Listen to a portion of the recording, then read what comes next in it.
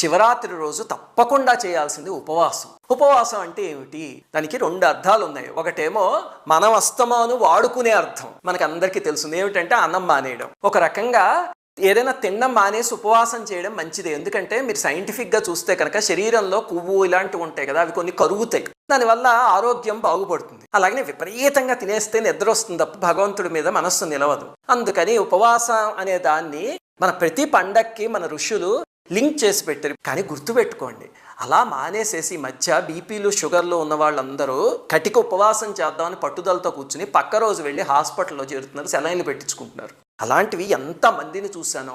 అలాంటి ఉపవాసాలు ఎప్పుడూ చేయకండి, అది మంచిది కాదు. ఇంకా రెండవది, అసలైన ఉపవాసం ఏమిటి? ఇది అన్నం మానేయడం ఉపవాసం కాదు. అసలైనది ఏమిటి అంటే ఉపవాసం అంటే దగ్గరగా ఉండడం. అంటే మన మనస్సు పరమేశ్వరుడికి దగ్గరగా రోజంతా ఉండగలిగితే దాన్ని ఉపవాసం అంటారు.